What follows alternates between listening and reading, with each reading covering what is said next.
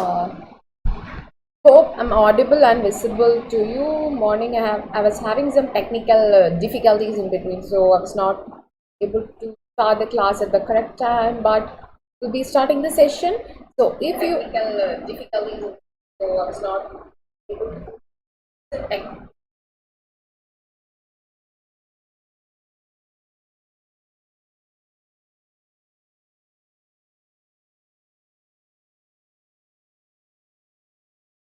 So everything is going fine.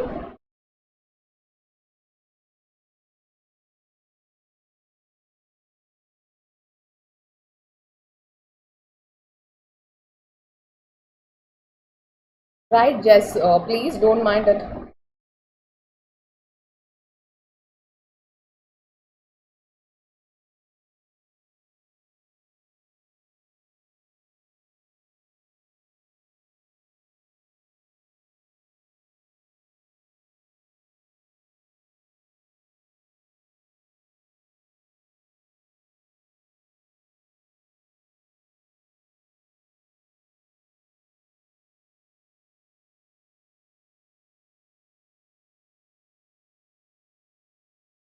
So welcome back. I was just going through the things that everything is going on fine. So welcome back to Let's Crack UPSC CSE English.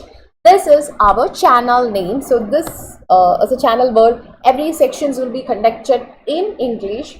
Welcome back to Unacademy, India's largest online platform where you're able to access the top educators at a single destination. And about me, I'm Liyamol Biju. I have completed my master's in English. I'm a research scholar, career counselor, and completed my Bachelor of Education in English at 3 years of teaching experience. And this is my Telegram link and Unacademy profiling. Simply, what you have to do is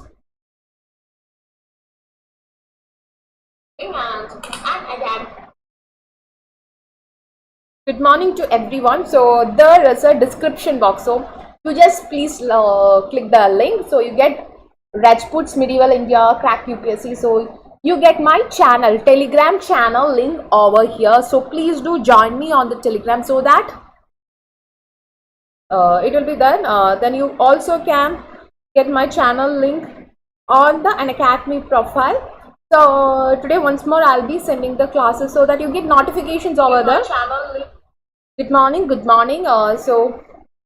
And today evening what we are going to plan is that will also be discussed. So let's me continue. So you get daily live classes, live tests, quizzes, structured course and unlimited access once you are enrolling into that. So you can download the Google app from the Google Play Store and App Store. See, apart from taking classes in the YouTube, we are conducting free classes even in the Unacademy app. Some of our classes are free. Okay, so this is our subscription plans like 1 month, 6 month, 12 month, 24 months and 36 months. So different plans for different thing. And this is mainly of UPSC CSE optional subscription plans. Okay, so if you're using my code BIJU, you get a 10% discount. And once more, you are when you come into optional, there are bilingual optionals like for history. For example, history optional is being conducted and it is being taken in English as well as Hindi. So there is no problem in it. And complete English classes are also available. This is an example. So you can use my code BIJ and get a 10% of fees waiver. This is like 2 months subscription. So this is like the iconic subscription. We are discussing about iconic subscription today. That is, you're having plus subscription as well as iconic subscription. If you're into iconic subscription, you get live classes, test series, unlimited practice, structured schedule, personalized coaches. That is, you will be mentored under an expert who cracked the civil service. Also, you get a civil servant to help you to crack it, and also you get experienced faculty. So you get personal interaction. You can correct your mistakes and see, you get bulk of knowledge for this UPSC CSE examination. What you want is, you want to know what exactly your mistake is, what is, how to overcome your limitations. So a personalized course really help you to that, and you can practice mail questions and practice study planner is there, and you get a personalized feedback. So this is like 69,500 for 12 months. This is about iconic courses. You can use the code BIG. You can get a 10% discount on anything. EMI options are available. Fine. And this is about the GS subscription, the normal thing, that is a plus subscription.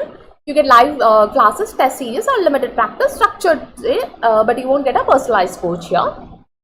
This is like 1 month, 3 months, 6 months, 12 months, 24 months and 36 months. These are the various plans. Fine. Here also you can get a 10% discount. That is, the real fees will be 49,500 rupees. You use my code BIJU. You get a fees waiver like 44,550 rupees for 12 months. Here also EMI options are available, so you can pay monthly according to your convenience. And I'm going to discuss about a competition that is going to be scheduled on December 20, 2020. Okay, at the time of 11 a.m. This is a most gamified UPSC battle here. That is, you get to it. This is like a competition where you are getting how the contest format is. Like 45 minutes is the timing. You get 60 questions, 13 combat, 6 sections, relative scoring, and fortnight contest. Alternative Sundays you get this contest, and you win it. You get more prizes, like more than 1 lakh prizes, amazing prizes. You get like first prize you get an Apple Mac Air book. Second prize is like Apple iPad Mini, Apple AirPods, and you get gift vouchers on Amazon Prime. So please do participate in the contest that is on 20 December. That is, it is known as Unacademy Compact. It is really interesting, and you can, with your existing knowledge, you can get prizes. And now we are going to discuss about a new program that is like, yeah, you know that the UPSC CSE examination is on June 27th, right? So how many months are remaining? Only 6 months right now. So we are starting a new batch on December 15th for the new program, that is UPSC CSE 2021. What is it like? This is a bilingual course. You get complete GS syllabus for prelims will be completed. 500 lectures, 500 hours lectures, prelims test series, you get study material. You have doubt clearing sections, okay? So don't worry about how will I clear my doubt. This is more or less like interaction, and especially in this COVID pandemic, no, we are having a system.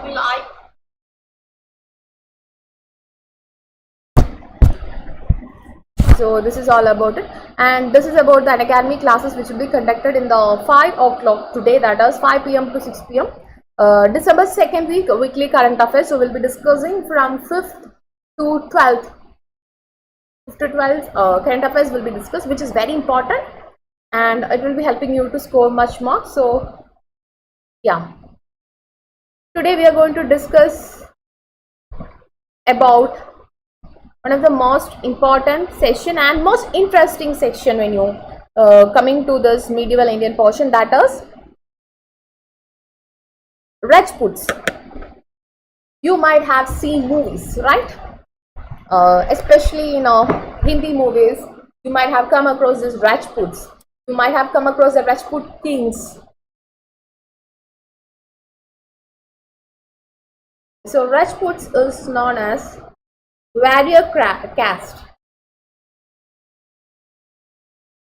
So when you come into it, we'll be studying this in the main perspective also.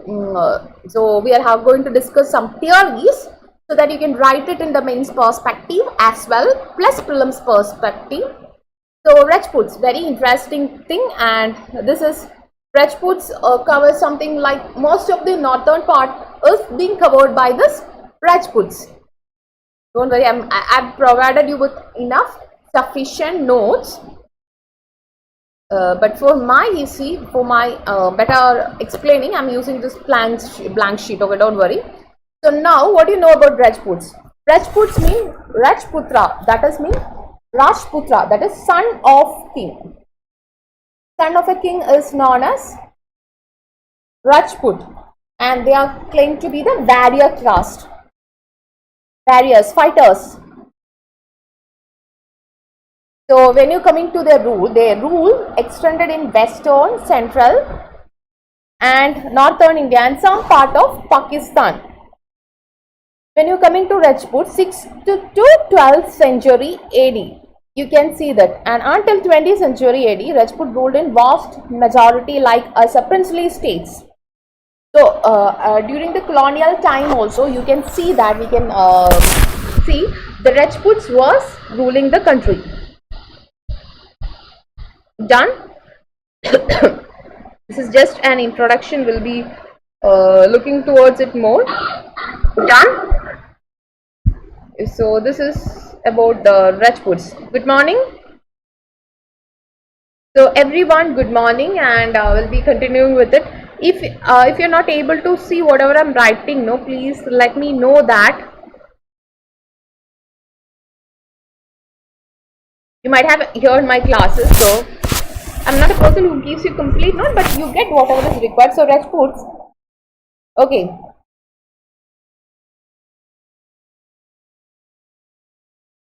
When you coming to know the period between the death of Harsha, the Harshavardhana has died in AD 647 is the time when Harshavardhana has been died. From his death until the Muslim conquest of North India, this is this period. You can see that between the Harshavardhana, the death of Harshavardhana and the Muslim invasion, you can see the rise of Rajputs. Fine. There are many theories related to the Rajput. Please be careful while hearing it. The first theory is tribal origin theory. What is this tribal origin theory? B.S. Smith is a person who has given this. B.S. Smith, the first theory, how the tribals means who were Rajputs, origin of Rajputs. Origin of Rajputs. Fine. There were many theories. The first theory what you are going to see is tribal origin theory. So you may get a question on how did this Rajputs come to be? Means what is the origin of Rajputs? So first things we'll be discussing is this is B.A. Smith is a person who given this theory. So he discussed like some tribal groups like Chandelas, Bar, Gons. Some group like Gons, Chandela and Bar become Rathor, Karwal, become Gadwal. Means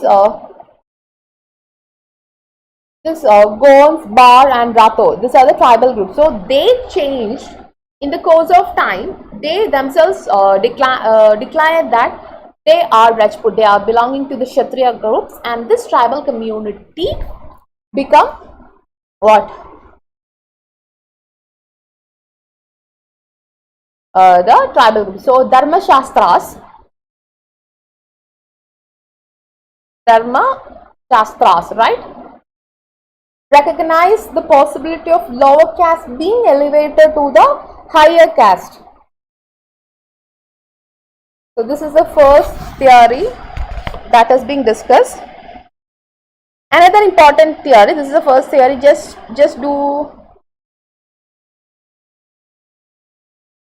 Now we'll discuss some other theory, not every theory what we are discussing, but whatever you can write for your UPSC examination. Kshatriya theory. Kshatriya theory of origin. Fine, Kshatriya theory of origin. What is this? This is like proposed by Gauri Shankar, Kirachand Oja. So he tells us this is a Kshatriya theory of origin, which means that Rajputs were basically ancient Kshatriyas who belonging to the solar and lunar dynasties.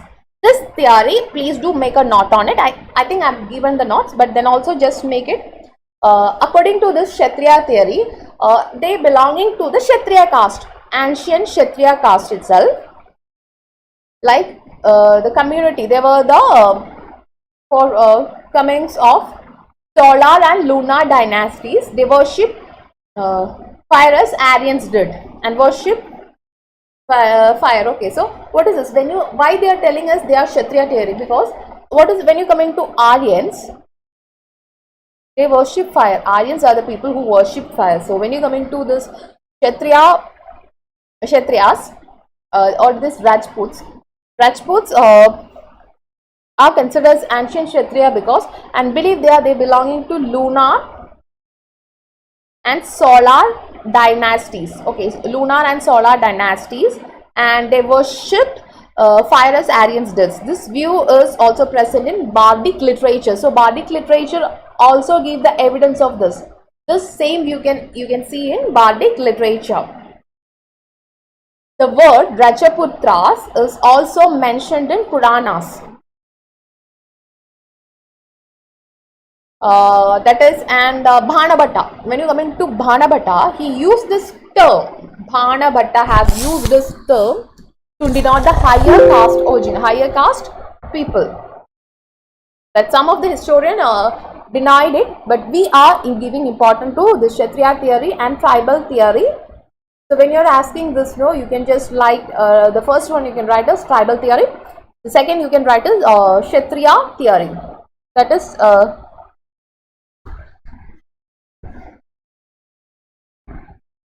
fine. So first I'll be just dictating the notes. Please do write it. I think I've given it.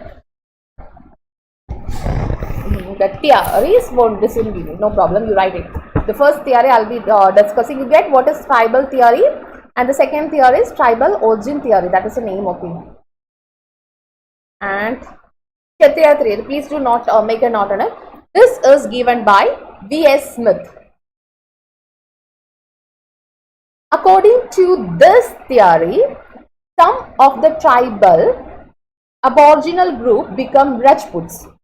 According to this theory, some tribal aboriginal groups, ABORIGINL, aboriginal groups, become Rajputs, like Gonds become Chandelas. Gonds, G-O-N-D-S, Gonds become Chandelas. Are you able to see it? Gonds become Chandelas, Bhar become Rathod, R-A-T-H-O-R-E, Rathod, that is the spelling. Bhar become Rathod, and Karwar become Gadwal.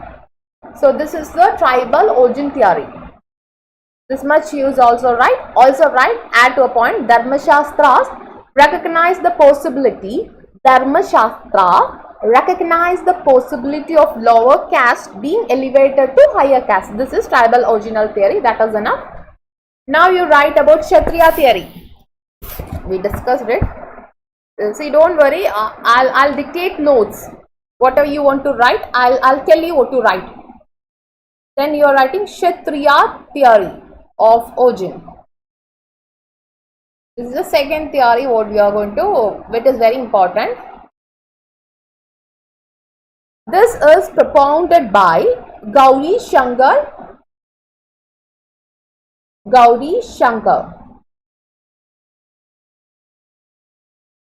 Hirachand Ojha. So can you see the spelling? Gauri Shankar Hirachand Ojha. According to this theory, Rajput were people belonging to the ancient descents of Kshatriyas, especially of lunar and solar dynasties, and they worshipped fire like that of Aryans. And the same view is also present in Bardic literature. Fine. The next theory what you have to see, there is a third theory what you are going to see is Angulika theory. See, when you are referring to the old NCERTs, you can see this theory. That's why I am mentioning it. They are having the habit.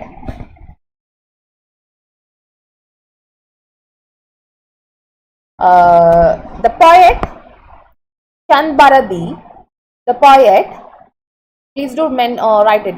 The poet Chand Bardai, that's his name. In his poetical work,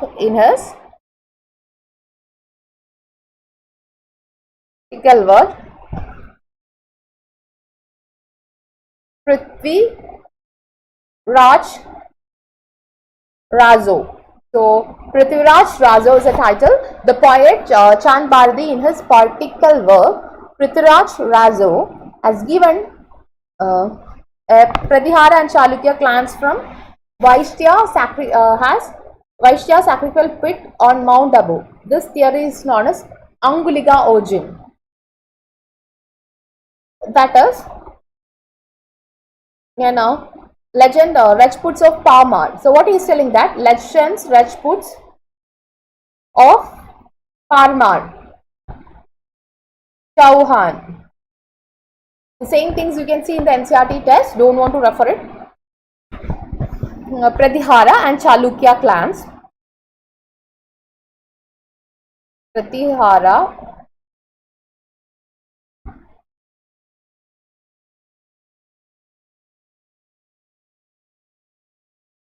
comes from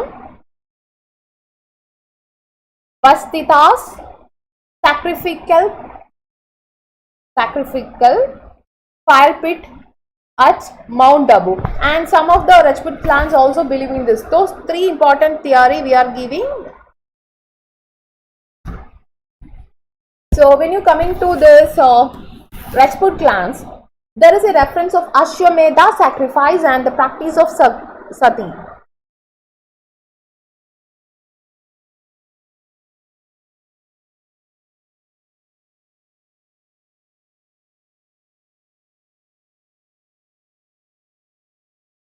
Ankuliga practice of sati. Done? So just checking, any doubt, we'll be doing it. So this is all about it. Now we are going to discuss some of the important dynasties of this Rajputs.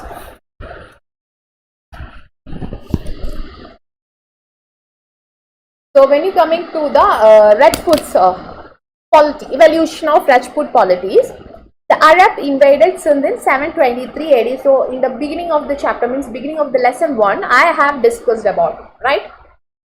Within the next 25 years, what happened is, the Malwa and Barak had threatened, and some parts were contributed with raids, and there become many remarkable changes. Many remarkable changes was a part of it. Okay, what happened is, the Arab invaded Sindh and Multan in 723 AD. We already discussed, so I don't know that. What happened within the next 25 years, you are coming across a lot of changes. They were overrun by Marwar, Malwa and Barak, and threatens other part of the India. So what happened means, when a frequent raid is being conducted, some leaders tried to protest against it, and some wanted to like it. Okay, excuse me.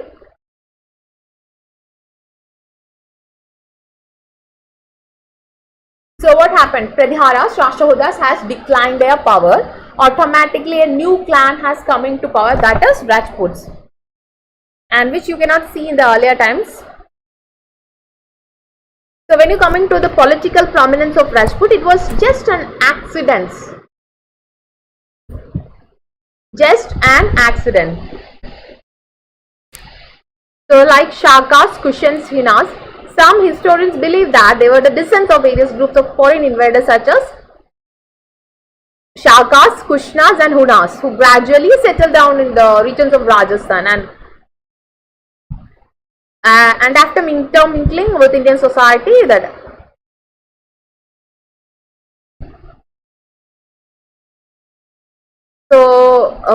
B.D. Chattopadhyay, he given another theory which says that this Rajput clans emerged due to the multiple factors, even like the expansion of agrarian things. Okay, so as I told you, the emergence of this Rajputs was completely accidental. Okay, it was just you cannot say that it is a sudden thing, but something sudden. So there is a chronicle known as Bardic literature, Bardic chronicle. This Bardic chronicles is giving evidence about it.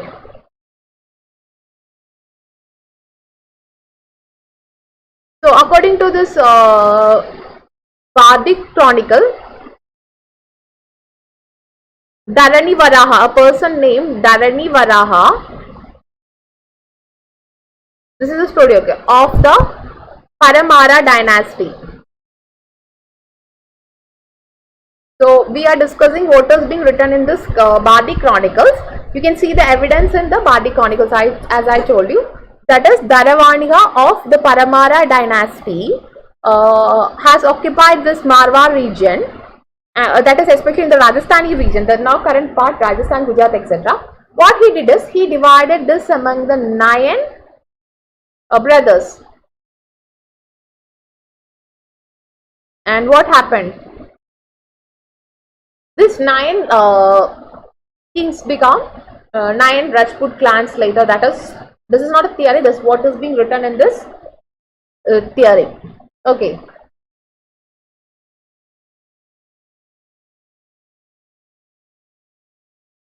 And this is about one Rajput clan. And so apart from this 9 brothers, there were another 4 were ruling, that is like Abu, this is all a place which is being ruling, okay.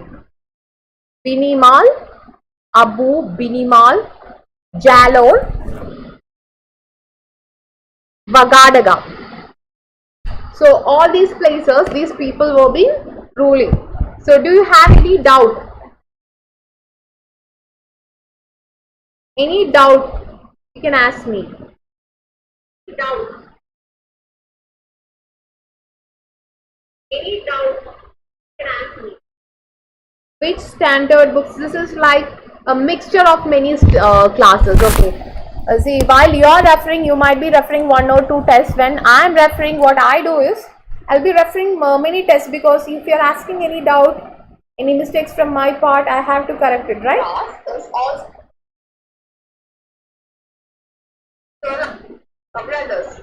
So fine.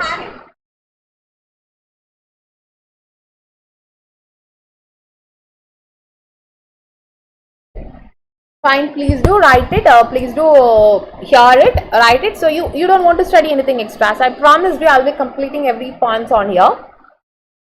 So when you come into another Rajput clan is Chapas. So we'll be discussing all these stuffs in details, okay. Chapas is another Rajput clan of the earlier medieval period. One important thing is that please write something apart. See, whatever being written here, whatever being notes given, I'll be ticking it. Apart from the things which I'm telling, this is our extra points, okay. So I cannot provide you with hundreds of things in this notes. That's not possible. But I'm giving maximum. Okay. The rest things we'll be discussing in the classes. So you please write it out.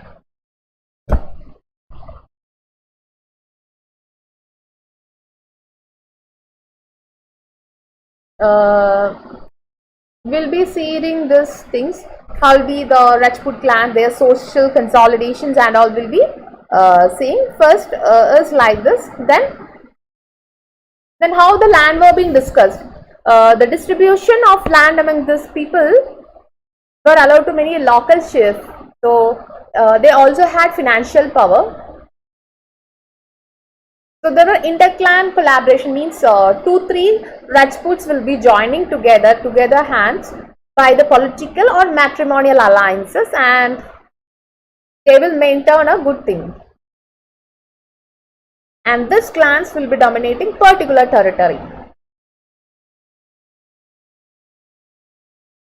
So they were much considered with the family and honors, etc. And there are 4 Ankulika Rajput clan, that is Pradharas, Chahanmas, Chandelas of Bandalkan, Paramaras of Malwa. This Pradhikara Angulika Rajput clans. Angulika Rajput clan. Pratiharas were one among them, and they lost its importance, right? The other three is Chamahans or Chauhans of Ajmer, Chandalas of Badal Khan, Pamaras of Malwa. So we will be discussing except this Pratiharas, rest in details, because we discussed about this thing in detail, right? Any doubt? Any doubt regarding this? Rajputs.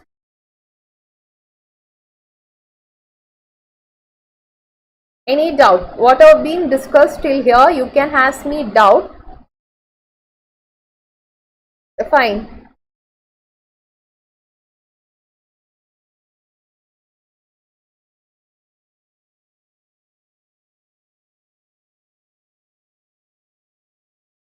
Any doubt you can ask me right now, no issues.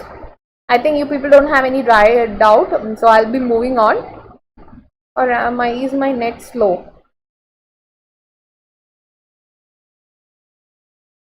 So what is a network means? See, I'm clubbing many books. I'm dictating taking this medieval Indian portions, not from exactly one textbook. Okay, this was planned like NCRT compilation. So obviously I'm taking medieval. I'm considering this Medieval India by Satish Chandra, a 12th standard book. Yeah, not class 11th standard book of all NCRT. That is one of the standard source you can refer. The rest things, being mixed.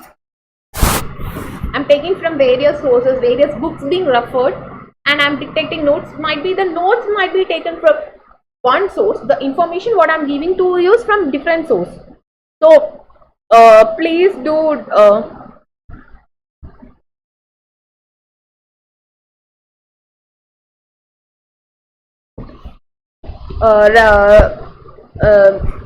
write it. I'm telling the points, notes also is there, so that's enough. So we'll be discussing it.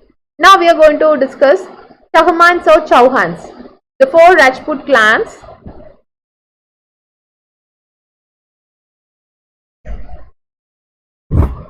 First one is Chahmans or Chauhans, the first thing.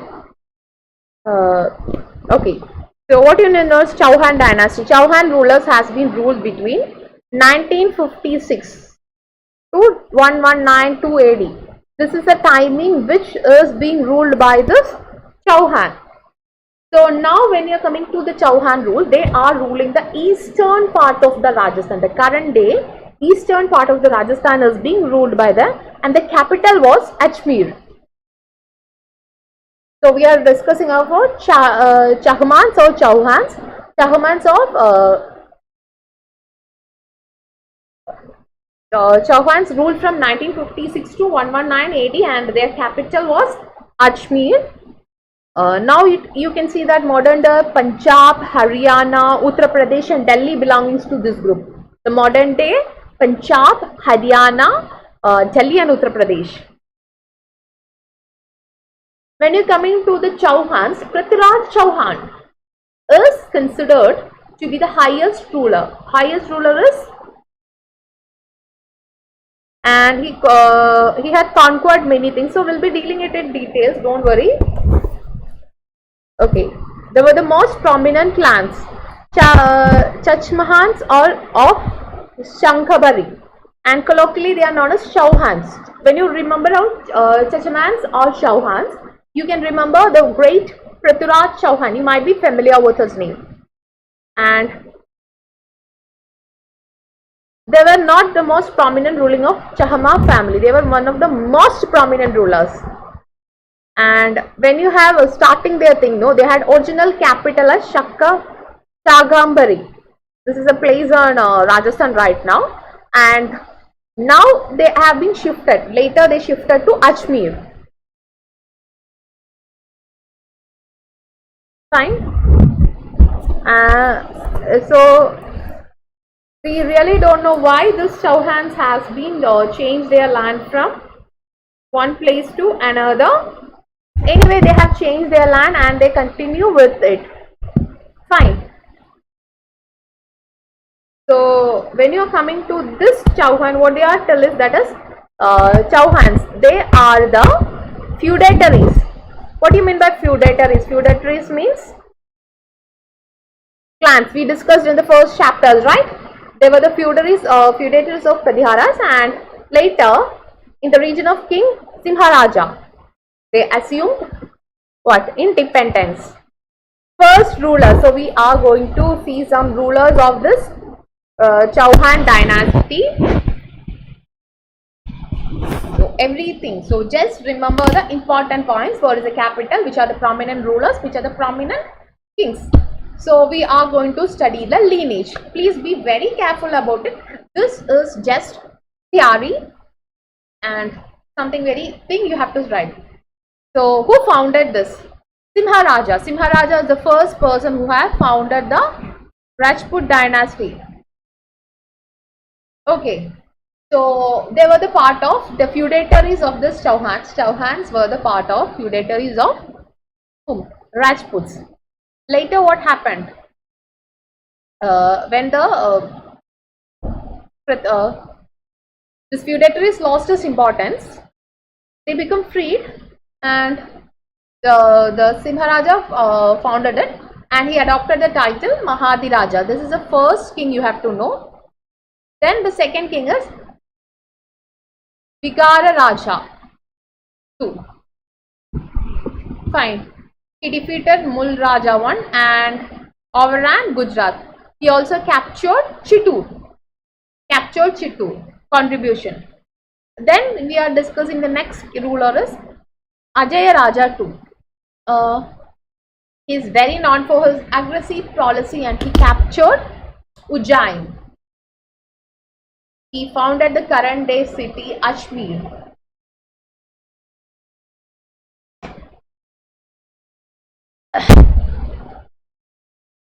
Ajaya Raja 2. Ajaya Raja 2 is one of the most prominent ruler, and he is known for he founded Ajmer. So this is important. Now you see the second other king, Vigaraja 4.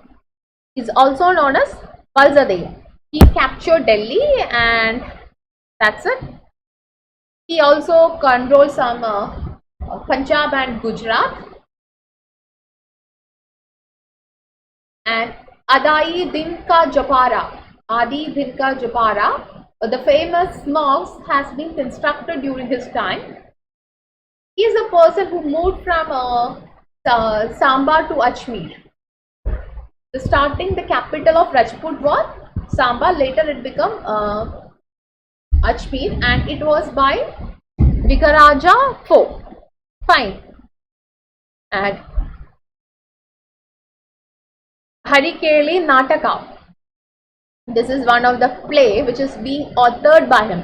So when you come into Vigaraja Raja, no, he is a person much passionate with literature and arts. He loved to be a literature. He loved literature. So he tried to turn much passionate with literature and arts. Loved to be a literature. Namaskaram.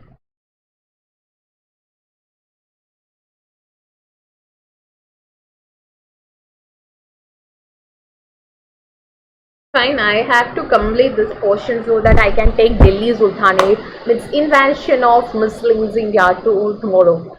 The structure was later converted into Aditi Dinpara. That's it. Then we are going to discuss the famous Prithviraj III, or also known as Prithviraj Chauhan. He is otherwise known as Rai Pithora. So when you coming to the folk tales and all, this person is known as Rai Pithora, and he has conducted many expeditions. At the age of 11, he become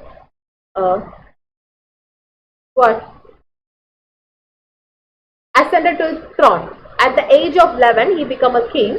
But when the reality for the power came to him by the age of 16, after that he had many expeditions. He ruled it.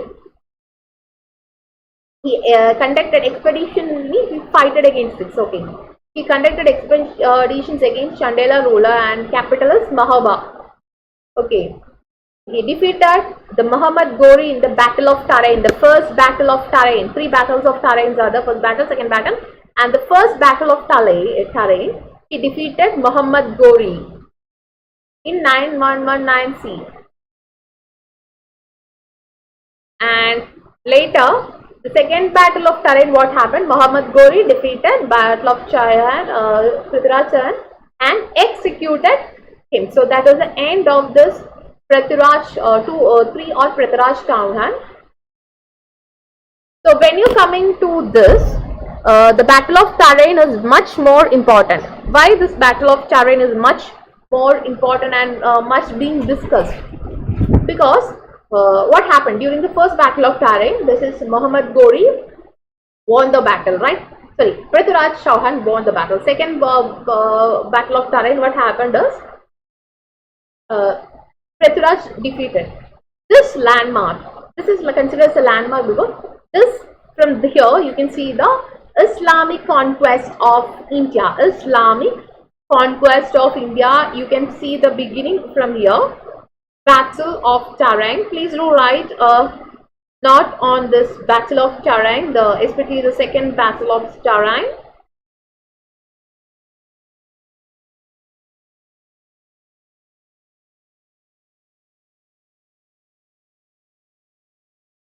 Battle of Tarain. So please do write a lecture on this Battle of Tarain. Please do write it. I think I'll be writing it here and we'll be discussing it once more. Please do write a note on Battle of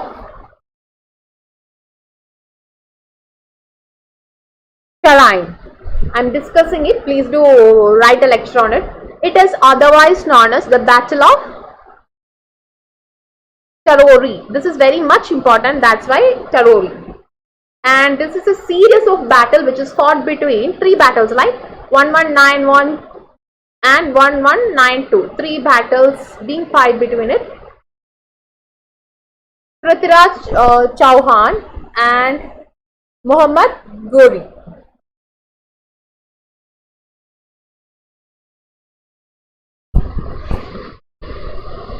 Fine. So now we are going to discuss about the first Battle of Tarain, which has happened to be in 1191. Okay. So what happened means Muhammad Ghori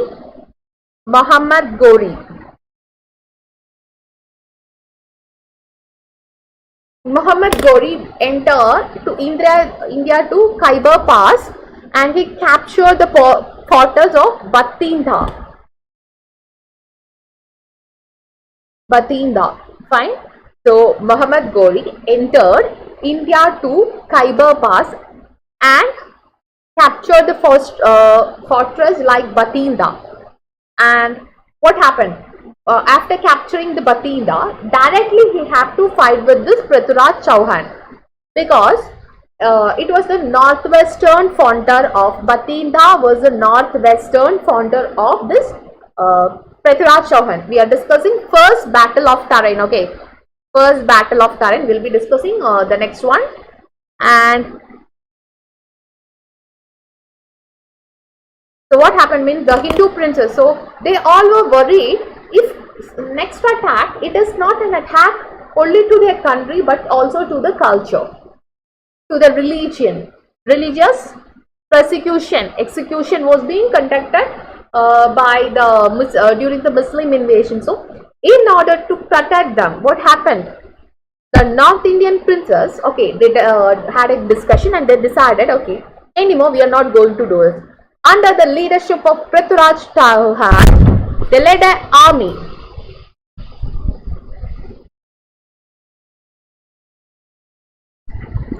So Govind Thai is a person who fighted with us first time, and Govind Thai's army won giving victory to Prithviraj Chauhan.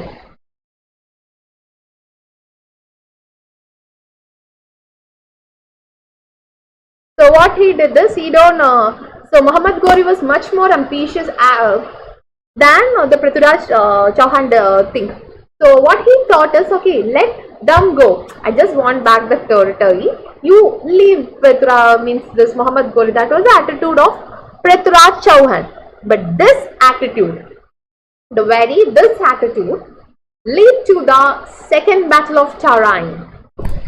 Okay, this Muhammad Gori pardoned, begged him, Prithviraj Chauhan, please do leave me so that I can go, and he did it. Fine. So this is the story of first battle of Tarai. Did you get it? We're just discussing the story. So a battle has completed. Then there is an aftermath of this battle. What happened is Muhammad Gori of Ghazani, right? After the great defeat, he went back to Ghazani. Muhammad Gori went back to or returned to Ghazani and started preparation to avenge for his humiliation. Why? He begged Prithviraj Chauhan, please do leave me at his mercy. So what is? After returning to the Ghazani, he decided I want to avenge himself, and he prepared for that. Later he reached Lahore.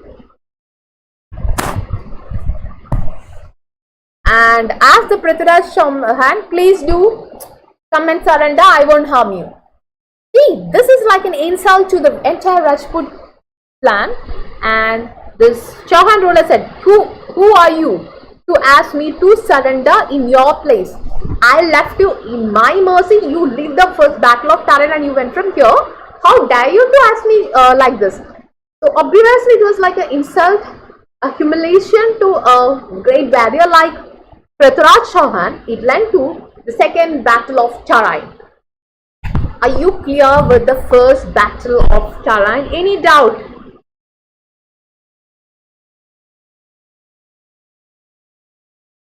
Any doubt regarding the second battle of Tarai? I'm just checking the phone so that I can know any doubt for you.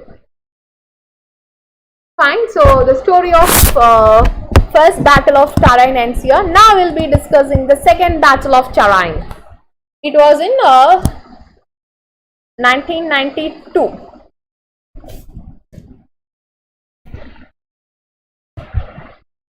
So this Gori was so much well prepared, and he reached back to Lahore in 1992. Second battle. Okay, second battle of Tarai.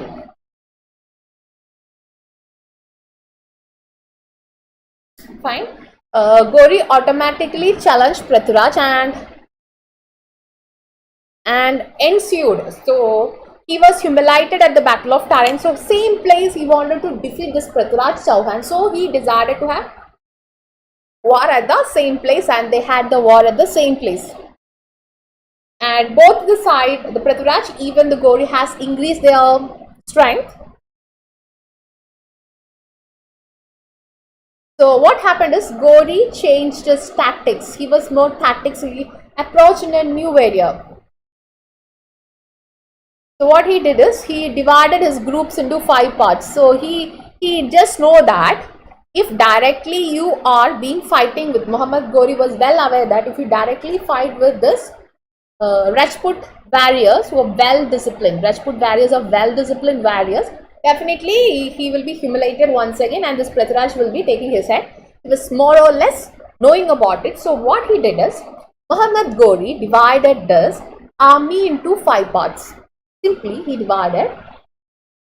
I'll be doing my sound because I think I'm going much raising. Nearby people also cannot sit, and I'm also playing with it. So 5 parts. He decided and this 5 parts. What he did is he divided the things into 5 parts. And very sorry, I'm just having a thought pain. Fine. Yeah. So he divided this 5 parts and 4 units. He was well aware, okay, if I'm going and directly attacking this Rajputs, he is going to kill me. Divided into 5 parts and 4 units, and he tried to attack the Rajput clans.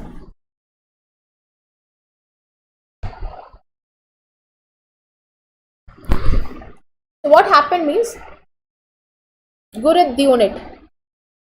Rajputs were busy in attacking the Gurid units. So once their Gurid group was being defeated. He sent the second people like 12,000 typical again to this Gurid people and won the battle. So Gori won the second battle of Tarain.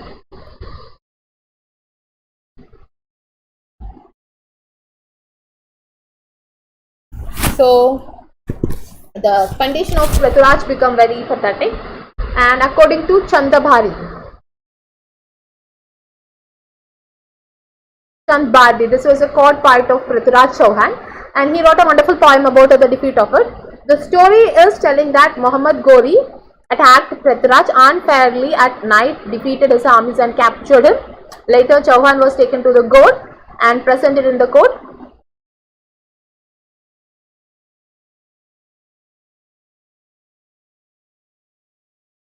And what happened means, he asked him to bow his feet or kiss his feet, but Prithviraj denied, so he has taken the eyelids of this king.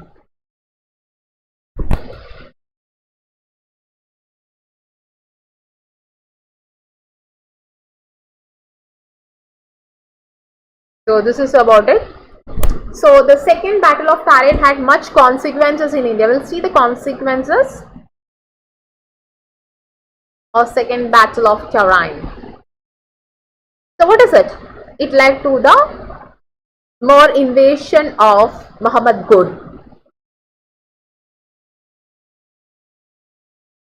Qutb bin Aibak. Qutb bin Aibak in 1993 took over the thing and he established his own kingdom, and Battle of Chandua taken place after that, and he defeated the Gadwala rulers. Then he established the kingdom. So why these kingdoms failed? Rajputs, when this Prithviraj was having the second battle of Tarain, rest of the kingdom does not enter with it. They remained neutral because they had internal conflicts, and that was one of the main reasons. And when you come into the military rule, it was much more outdated.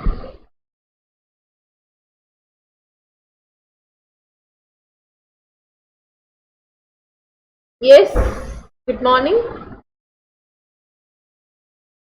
Yes, Rajputs were considered as Kshatriyas. In the beginning of the class, I have discussed about three theories, that is tribal theory, Angulika theory and Kshatriya theory. According to this Kshatriya theory, they belong into Kshatriya groups.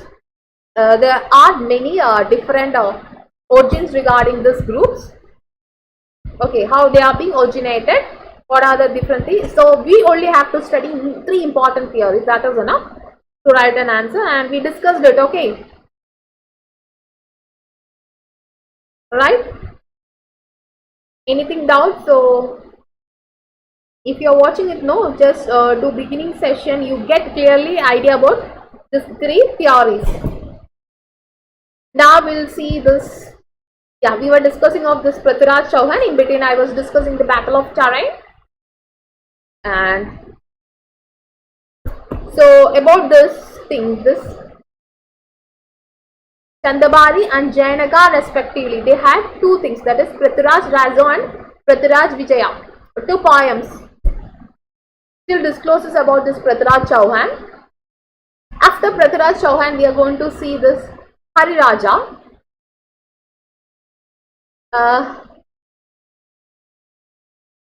So what happened means the kings becomes vassals. After the Prithviraj Chauhan was being defeated,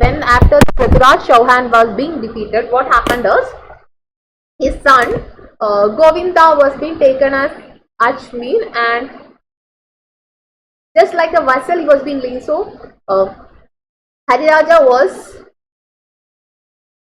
Prithviraj's brother. He accepted this Muslims Zaranity, means he accepted Muhammad Gori. He thought that I will accept you, please give me the kingdom. So Muhammad Ghori given it. And the Ranthambore branch has established by him. And later the Qutbuddin Aibak again invaded this Hari Raja and took it. So this is all about Hari Raja. Now we are discussing the second important dynasties, Chandelas of Bundelkhand. Chandelas of Bundelkhand is another dynasty that we are being discussed. So you can see that 16th century AD is the time period when we were being discussing it. Jayachandra, the name the king who is very powerful is Jayachandra. He was ruling it. Somehow I wanted to complete this. That's why I don't want to take next section. It's continuing the second section tomorrow. Maximum I'll be trying to conclude it.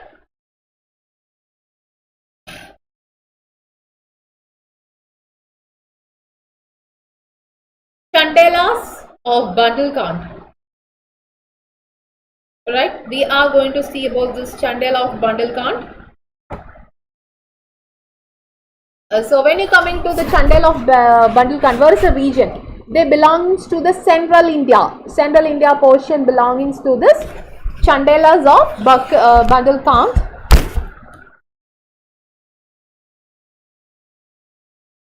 So what is the meaning of this Chandelas? Chandelas, the word being the word originator. The word is like a mixture of two words. Chandela, Chandradeyathaya, demonstrating the hereditary. Chandra Vamsha and Athereya Gotra. Chandra Vamsha, these people belong in Chandelas. The name says that they belonging to two groups. Chandra Vamsha and Athreya. So this is being evident. So this Bundelkhand, Chandelas of Bundelkhand, the name meanings, two meanings. Okay.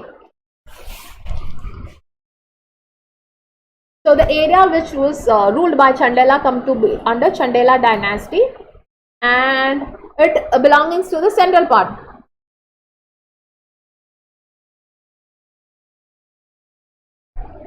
Okay, so Chandela dynasty is very much known to in Indian history for Maharaja Rao Vidyadharya. Why? He spawned to the insult of this Muhammad Azuls of Muhammad Ghori. So belongs to Chandravamshini Rajputs, right?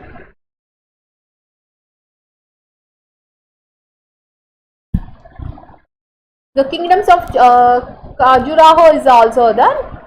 We'll be discussing about it.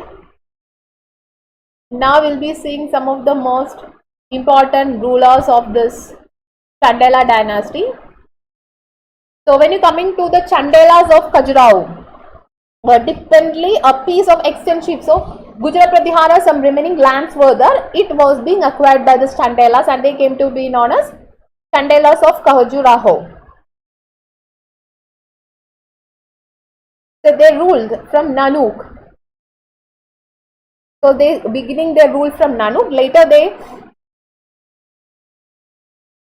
changed their, they were considered as vassals of this Gujarat Pradihara, later being emerged.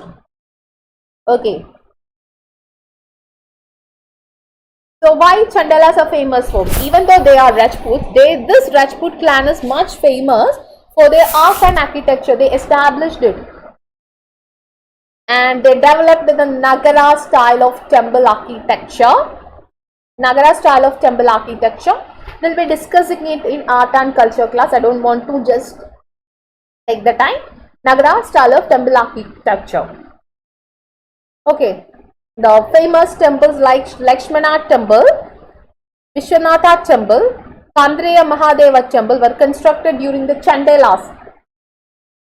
Okay, so Chandelas are much known for their establishment of this art and architecture.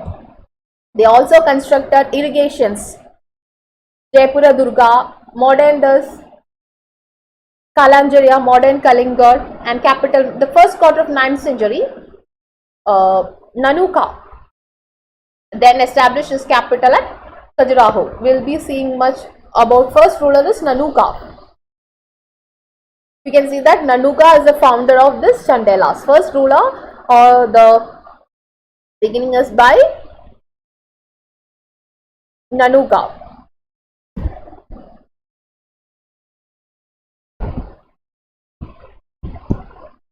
So when you coming to Nanuka, he was a leader of a little empire, and excuse me.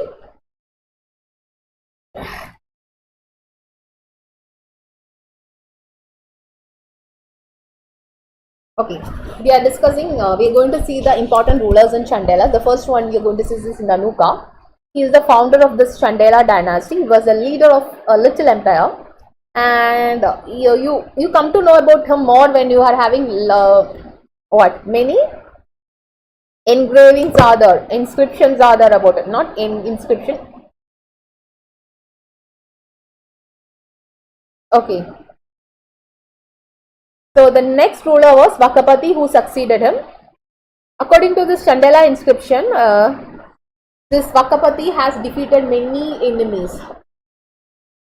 Vakapati has defeated many enemies, and they helped this Pratiharas in the foreign land. Vakapati figured out how to extend his region in order to incorporate a few slopes of the Vindhyas.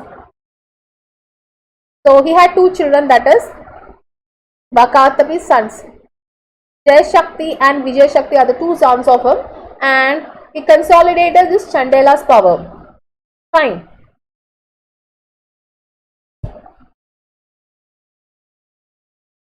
So we'll see. I didn't write about this Jai Shakti. We'll write a small note on Jai Shakti. Jai Shakti, except Jai Shakti, everything is being given. I just forgot about it. Okay. So Jai Shakti was a senior sibling. He was called Jai Jak. Jai Shakti was one of the senior sibling among this, and he is known as the king. He succeeded his younger brother, and he ruled for a number of times. He had numerous wars. Okay. Then Rahila was a child of this Jai Shakti, and he conducted many military affairs. So he is very famous for one of the reservoir. Rahila is famous for one of the reservoir, Rahilya Sagar. He constructed Rahilya Sagar. Fine. Then Harsha. He was ruled around 914 CE. Rahilya's son Harsha played an important role in restoring the ruler of Pratihara king Mahipala. Okay. Now then another rule is Yashovarman. He ruled around 10th century and became particularly independent. This is all you want to know about him. Just you read it. Okay, I'll send the notes. Please do read it. That's all. We'll see the next ruler. What's the time? 9:30, right? 1 hour. 1 hour section. We have completed 1 hour section or more than that. Yes.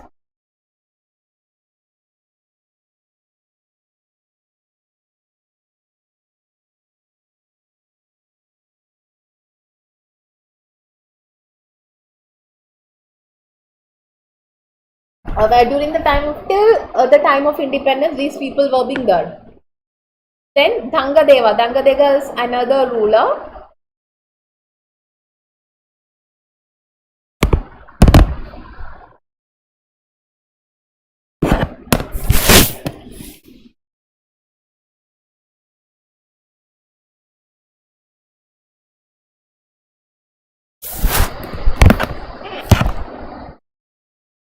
I don't know what happened while writing it. Okay, Dandadeva is the first independent Chandela took the Mahadiraja. So, what he took the title? Dangadeva took the title that he is known as the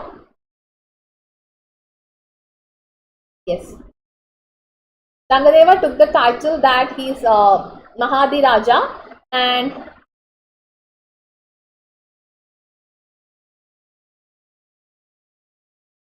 So when you coming to Dandadeva, he is not mentioning about this Pratihara overlord and all. He was being ruling by himself. Khajuraho inscription giving a detailed account about Dandadeva. Khajuraho inscription is giving a detailed account about it. So he had many wives and that's it.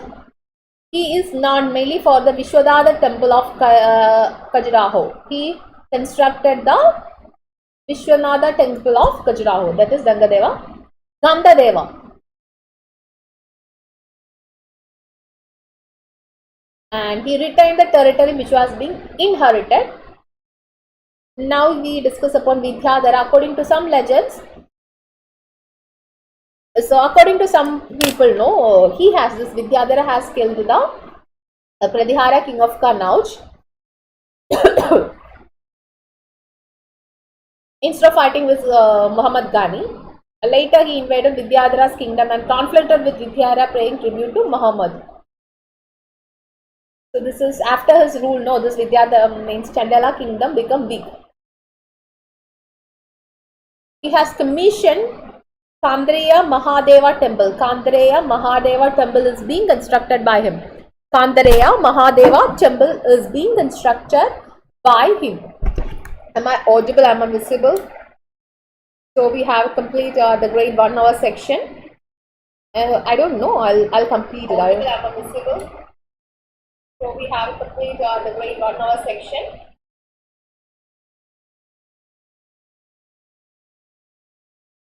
I want to complete, otherwise no. Delhi Sultanate, I'll take these 2 to 3 days. Will be taken Delhi Sultanate. Will be having a detailed account on it. Now we'll see Vichayapala. So Vichayapala has defeated. Who was Vichayapala? He has defeated this Gangaya Deva in battle. So when you coming to the power of this Vichayapala does not belonging to Pala dynasty. He belonging to the Rajput clans. Okay. During his region, you can see that this Chandela power was declining. Kachchapargadas of Galwar, okay, had alliance during this region. And from 11th century onwards, you can see that this Chandela has made many raids from this Muslims like Ghasanis and Gurids. Then Paramara Deva. This is Prithviraj Chauhan has invaded this Paramari Deva and Sag Mahabal. We believe that Paramadi, a fit cowardice, took shelter in Kalanjara fort. Means the Prithviraj Chauhan has a fight with this Paramari Deva. So he was like a shy type. He was, you can't say that he was a ruler. He was so much worried and a cowardice, means he was not fit to this profession. While the war has been taken place, no, he has gone and taken a comfort under this Kalangara fort. Okay. And Paramadara fates. So exactly what happened to him is being never known. There are many things, but later we know that the Delhi Sultanate has were established and it invaded the Chandela kingdom. Right?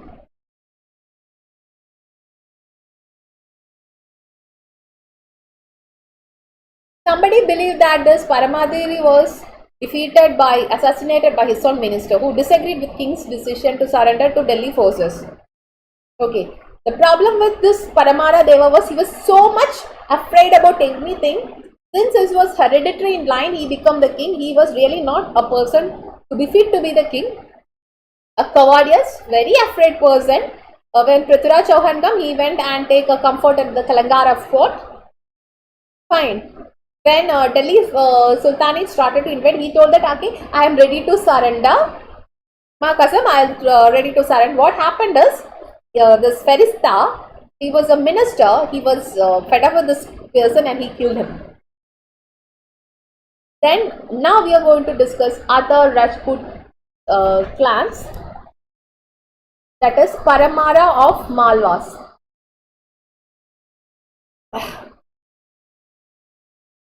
So they were ruling Mount Abu area of Rajasthan. Okay. So what is this? the sage Vishwamitra stole Vaishya's Kamadhenu in order to retrieve his cow. Vaishyada performed a sacrifice at Mount Abu and fire image, and he was named Paramara, the slayer of enemies. So there are many interesting theories of this Paramaras, and one is that Vishwamitra, you know about, you might have heard about the sage Vishwamitra. Okay.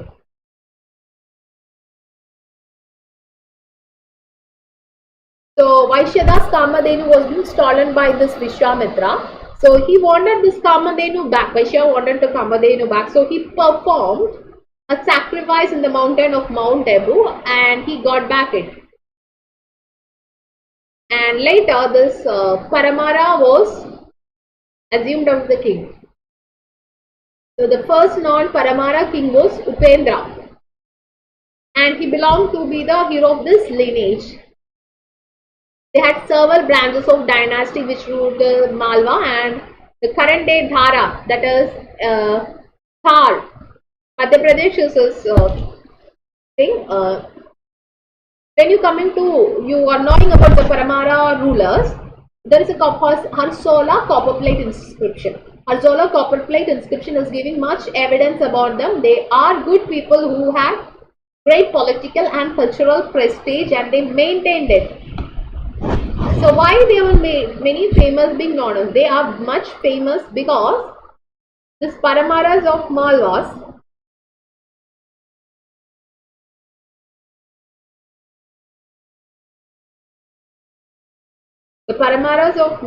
what happened?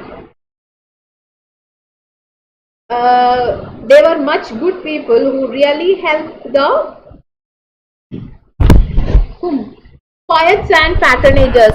They had built many Shiva temples. They had also patronized the Jain scholars. They loved all these things.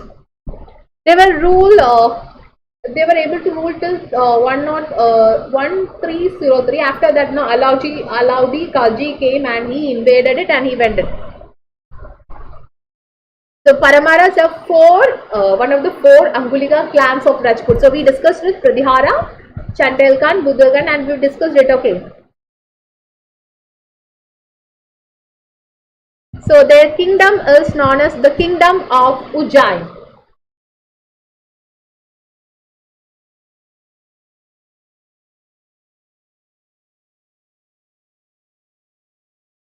The kingdom is known as the Kingdom on Ujjain. So they ruled between the territory of Narmada. The northern Narmada is the area they ruled, and their kingdom is also known as the Kingdom of Ujjain.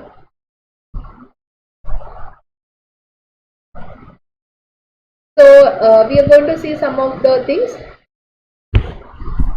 Upendra. So who was Upendra? Upendra was the person who has founded this kingdom, and Munja was one of his successors. He was a famous poet and all, and he is considered to be the founder of the Malwa dynasty. Malwas lost to Pradiharas and they become quite still, because after the loss in with the Pradiharas, they remained silent for a century. In the middle of the 10th century, once again they revived back and they came on it.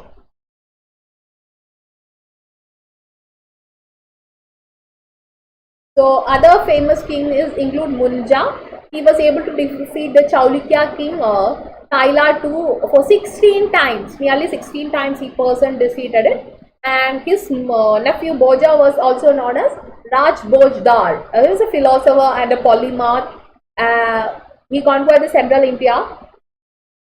And 1000 AD he had a glorious rule for more than 45 times. So there are many works belonging to them, and we'll be discussing these works in detail, as we require. Before that, we'll be seeing some kings, like one important king, that is Shivaka II. Okay. So he threw off the allegiance with this Rashtrakutas and he defeated the Rashtrakuta king and he became powerful. Okay. Then comes Munja, is also known as Upala and Vakapala Raja. He extended his empire. He is very famous for his military tactics. As I told you, he fought with this king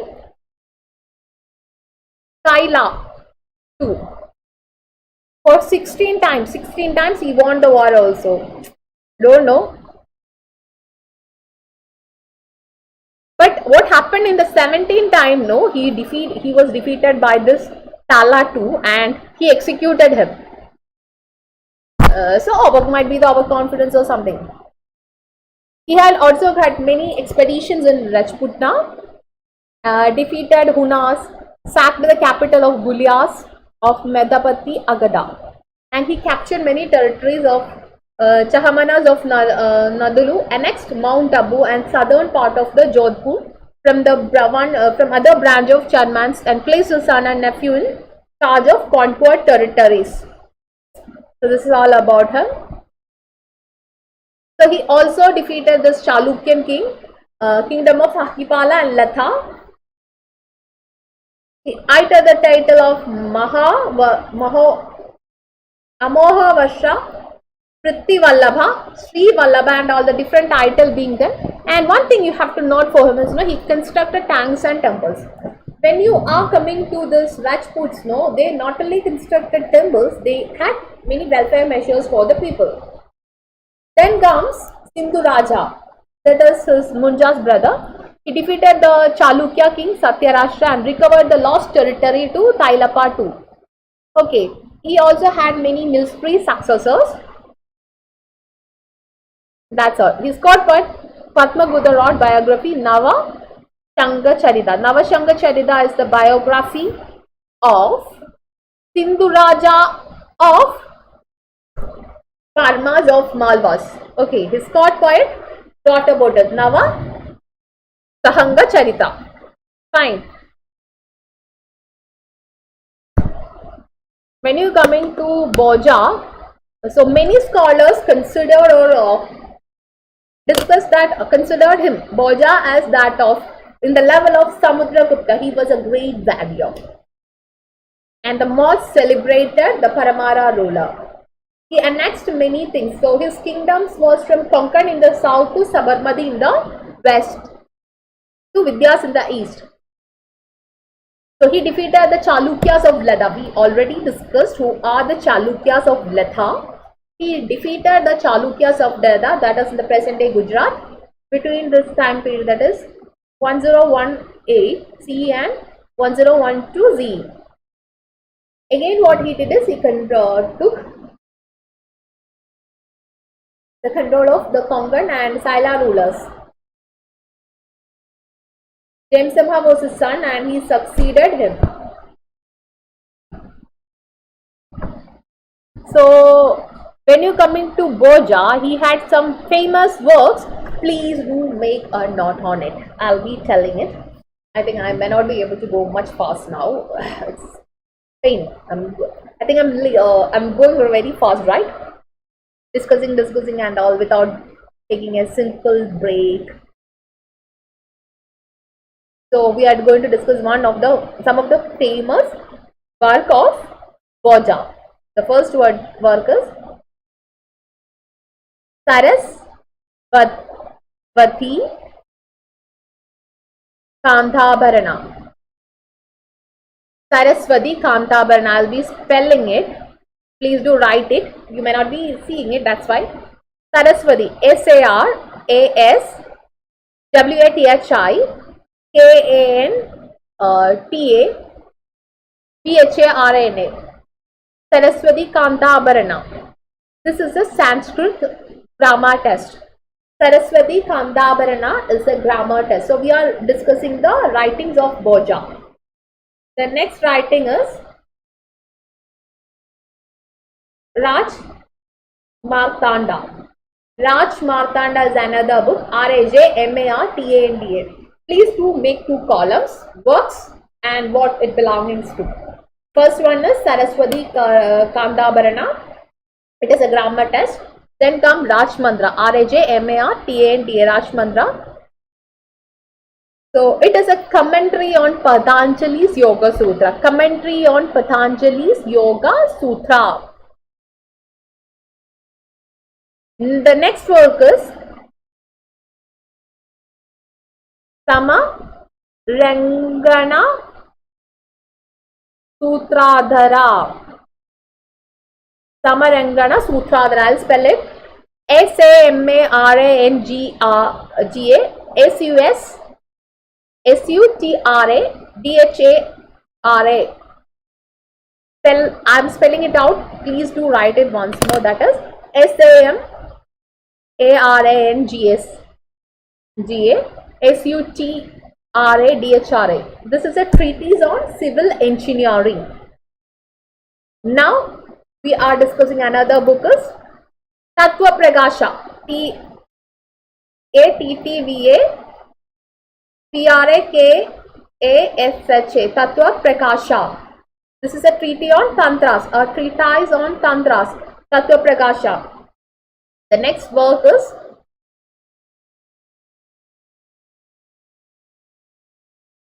Rajasa Jarama Maringaka. I'm also very confused with this almost the spellings and all. No, it is a treatise on chemistry that is on drugs. Rasa Raja Rasa Raja Miriganga. Now we are discussing about a temple that is known as Bojwar Temple. Bojeshwar Temple. Okay.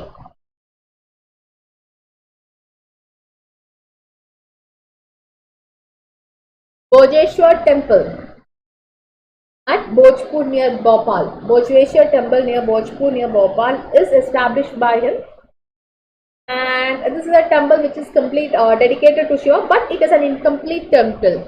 Now we are having constructed Bhojpur Lake.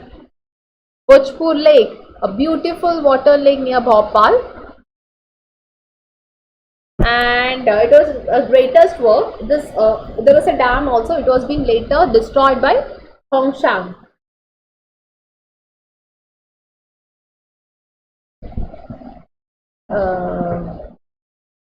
He was able to defeat the Chauhans of Shankabari. The enmity of Chandelas took lifetime for this. And this is about Malwa, the Parmas of Malwas. Then we have having the Senas of Bengals and all. I think we'll be discussing this about this on tomorrow. Senas of Bengal, Solakis of Gujarat. Yeah, discussed about Boja. Jaya Simha 1. This is Boja's son. He faced joint Kalachuri Solanki invasions. Then Lakshma Deva. The Nagpur Prashati inscription credits him extensively military conquest. Then yeah, I have written about this Chalukyas.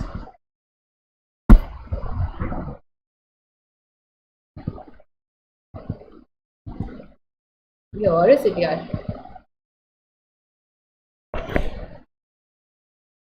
Yeah, now we'll be discussing Solanki Rajputs. Solanki Rajputs. What do you know about Solanki Rajputs? We have like east of Kashmir, some kingdoms are there. We'll be discussing about that. Before that, what do you know about this Solanki established? Okay, they have ruled between 1950 to 1929, something like that is 300. Their kingdom became very much prominence during the time of Mulraj. So this is all about Solanki Rajputs. So what do you know about Solanki Rajputs? Solanki dynasty, otherwise known as Chalukyas of Gujarat. Right. So it is believed that we have discussed of Badami Chalukyas. It is believed that they are the clans, they are the predecessors of this Badami Chalukya. They were the predecessors of the Badami Chalukyas. The capital of Solankis was Anhilwara. So the capital is Anhilwara is the capital of the Solanki Rajputs. That is in Patan. Right now it is in Patan, somewhere in Patan. They are the patrons of Somanath temple. Chalukis of Gujarat, the Solanki Rajputs, were the patrons of Somanatha temple. The dynasty was established by Mul Raja. The dynasty was established by Mul Raja. He resigned from 942 to 996 AD. 942 to 996 AD. This is the time period which is being ruled. Okay. So when you coming to this Chalukyas of Gujarat, they contributed much to the Gujarati literature and for their revival.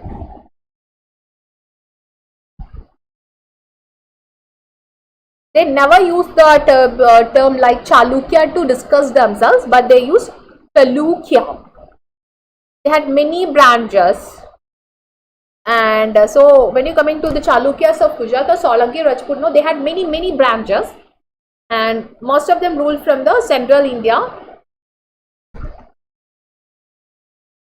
Mattanamurya, the earliest rulers were Simhavarman, Sandavana and Avinvarma. So the other branches was formed by Bharapa in Latha. The most prominent city among the king was Boj. Another one by Mulraj one. We will be discussing about it.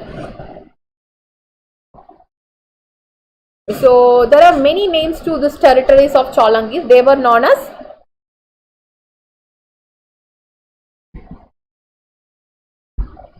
Gujarati Resh, Gujarashtra.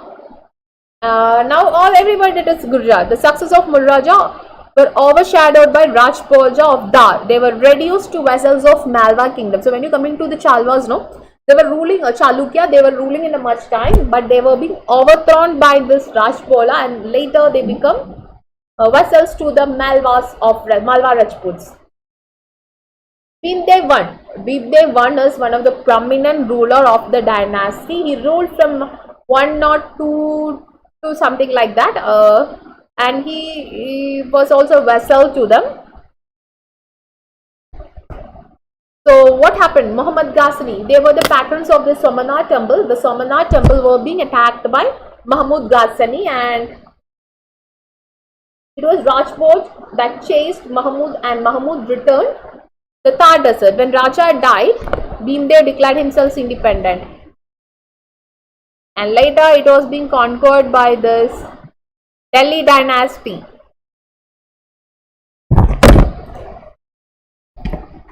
Fine, later they were being dynasted. So when you coming to this, they are known as the more famous for this temple architecture. So we will be discussing this. They developed, as I told you, they developed the Nagara tile, then punch, many style of architecture were being discussed by them. Fine. So we'll see about Mulraja one. He had led many military expeditions in Saurashtra, Kutch, Abhiyaras and so on. His power suffered. During the Chauhan's rule, no, they had, and the Chalukyas of Ladakh, they had fought about with it, and they were being defeated by Paramavas of Malwa, and he took refuge under Rashtrakuta King Davala. And he was a Shaivite king. He promoted Jainism. Also Shaivism was being promoted by him. So do you have any doubt?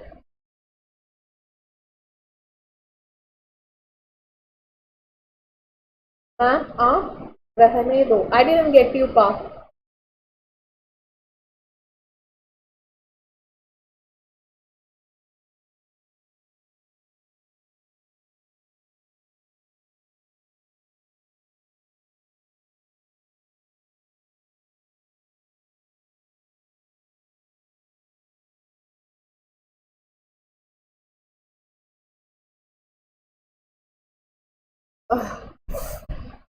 Yeah.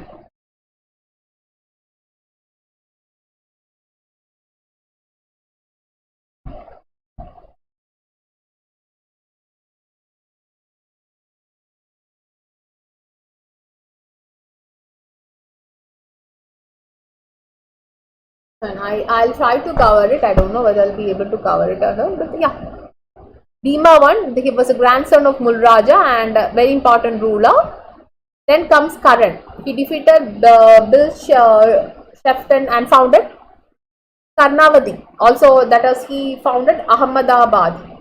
He founded Ahmedabad. Jaisimha Siddharaja. He ruled about half century and enlarged the kingdoms to become an empire. Apart from Saurashtra and Kutch, Jaisimha also conquered Malwa. One of the favorite legends of Gujarat brands is woven around the siege of Gunat by Jaisimha. The fort was ultimately captured by him along with Ranka Devi, the wife of Raja Shekhar. Like they ruled Gunat. Now we'll be discussing another important dynasty, Toma dynasty. The next important dynasty what we are going to discuss is Tomar dynasty. Tomar.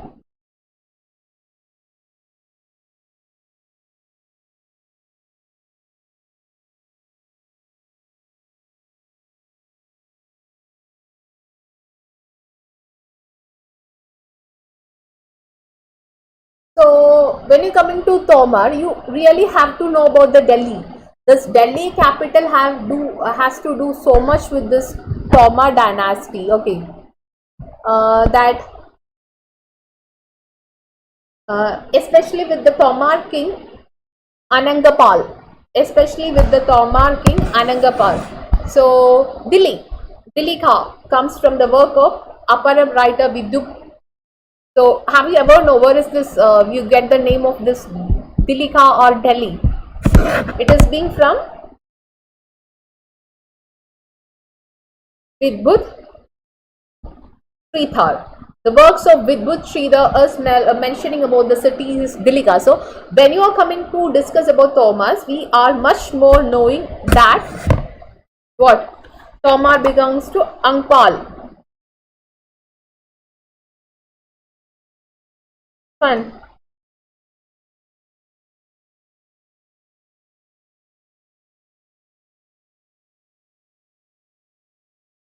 Uh, so we'll be discussing this Paramara dynasty, Solar dynasty. Let me check which all the dynasty I have to means complete today itself so that I can try to complete it. Like fine. Now we'll be discussing about Thomas anyway. So Dilika, when you coming to Thomas, we will be much knowing about them by the name being associated with Angapal, who founded the Red Fort, Lalkot in the middle of 11th century. So Anagapal. So without this name, you cannot come across this Tomar dynasty. When you're coming across him in this Tomar dynasty, you can see that he is the person who founded the Red Fort. Also, Diliga, the name is written in Vidubhash Sridhar. So Lalkot is a place right now where the Kutak Minar is being standing. So iron pillar inscription of Delhi mentioned about this Angpal.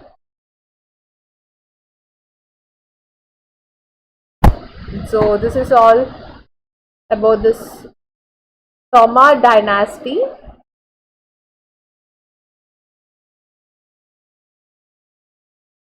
So this is like a minor medieval kingdom. When you're coming to the Tomar dynasty, you cannot say that it is one of the major kingdom. It was like a minor kingdom. It was being spread across one area to another area, but scattered. But later they being so you can even see there is a Puranic evidence of about this Thomas and all. Fine. So Anagapala being discussed widely in Delhi. His coins also feature horseman and bull figure and bear the title Sri Samanta Deva. His coins were similar to those of Shankambari Changman's kings. So when you coming to Thomas, they were They are much known for the construction of waterworks in Delhi area. Anakapala too was the founder of the citadel of Lal Kot, Mehruli inscriptions and all. Surajkund Reservoir. Surajkund Reservoirs is also related to the Surajpala, a Kamar king. Now we'll see some other dynasties, that is Gadawalas of Kannauj. So when you're coming to Gadwalas or Garvas, they claim to be known as the Suryavamshi Kshatriyas. They are considered as Kshatriyas. They ruled from Kannauj. Nearly for 100 years, they were the rulers of the Kannauj. Chandradeva founded Gadwala dynasty of Kannauj. Gadawala dynasty of Kannauj. Do you know something about it? I am only detecting things.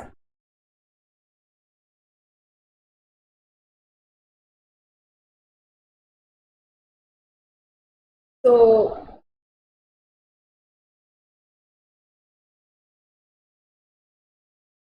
when you're coming to Gadwalas of Kannauj, you can see that they have ruled from 11th century to the 13th century. So any doubt in between, you can actually ask me.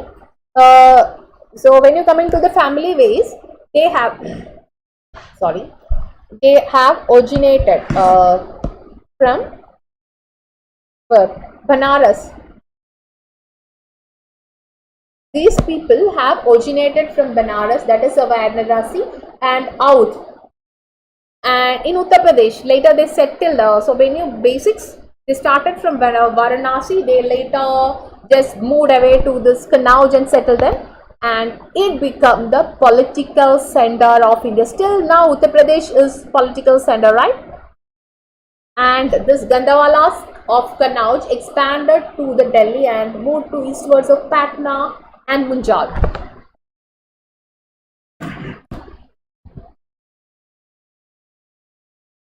So we'll see some rulers of this Gandhwala dynasty. First one is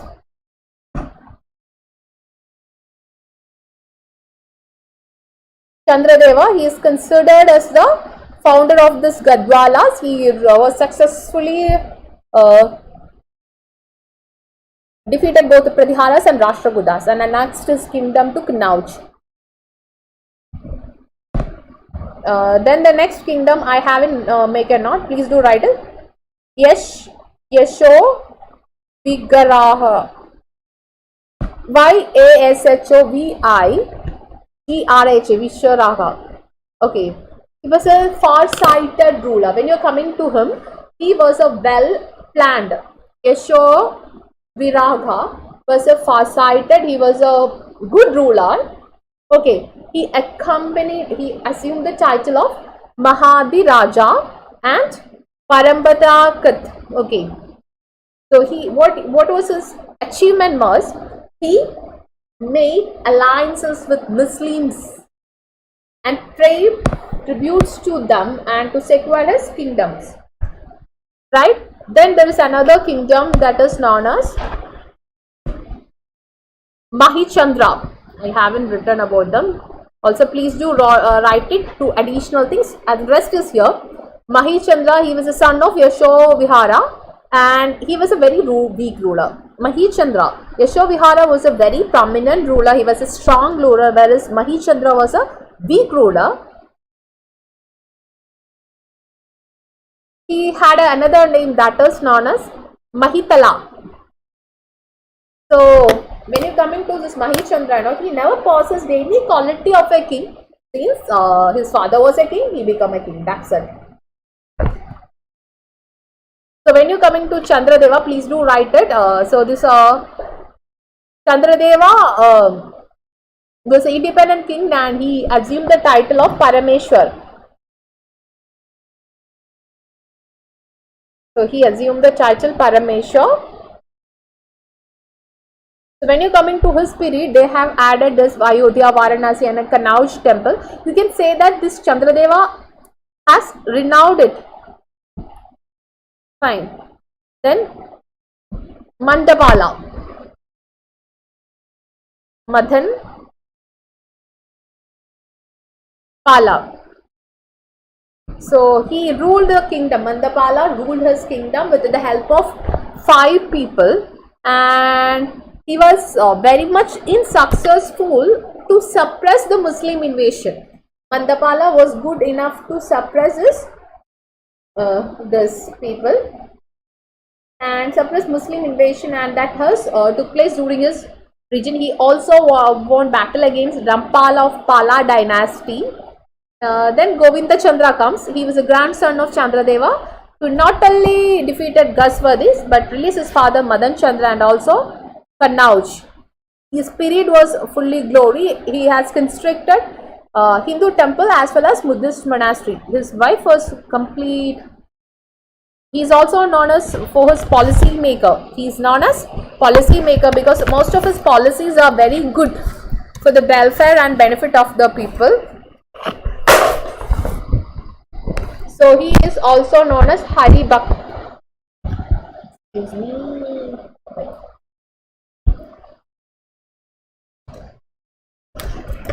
My charger has come down in between. Sorry. That is why. He was known as Hari Bhakt.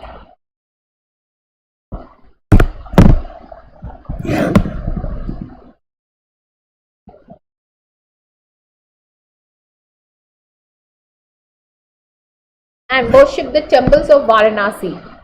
So when you coming to the Saranath, the inscription, you are getting evidence of this him, and he is being disguised as Hari Bhagwan. So what else? He was a very good person. He was religious tolerant. Muslims, you follow your religion, no issues. Don't disturb me. That was his attitude towards everything. Then comes Vijay Chandra. He was a son of Govinda Chandra. And he identified some names like Malladeva and Vijayapala, and he successfully faced Gasanvadis during his region. Delhi was lost and rulers supported recognizing Vijay Chandra as their sovereign and Chauhans of things. He joined as an administrator, but during his time Muslims became stronger. As a result, dynasty had started to decline. Then comes Jai Chandra. Jai Chandra was a famous ruler but could not get united with other Rajput kings. Okay, he was very good, but he was not able to company with some people and all. He was a staunch Hindu believer. Then Hari Chandra. Hari Chandra. I didn't write about him. Please do write about it. Harish Chandra. He was the last ruler of this Galavala dynasty, and we don't know much about it. So when you coming to their rule, you can conclude that during the Galawala's rule, this Kannauj experienced much political power, and it became the political center, like a market center for tobacco, perfume and rose water. When the dynasty was ruled by Kannauj and Kannauj dynasty. So this is all about it. Gandhavala dynasty. So this is all about it. So we are going to discuss one more dynasty, that is Bundela dynasty. I didn't write about it, but yeah, we'll discuss about it. The one more dynasty, will complete it. Don't want to leave it for tomorrow. Bundela dynasty. So Bundela dynasty. So we'll be discussing more about Bundela dynasty. In between you are having any doubt, you can tell me. If you are feeling bored also, you tell me, that I'll stop the lessons. I'll be going in. We'll conclude with this Bundela dynasty, and we'll see how the things are being going. So we'll be discussing about Bundela dynasty.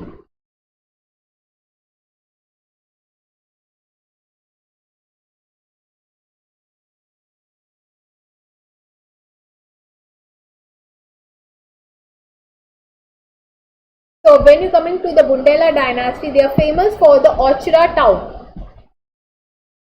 Orchard town. So they are much famous for this Orchard town. It is one of the primest tourist destination, and recently it got a UNESCO identification, etc.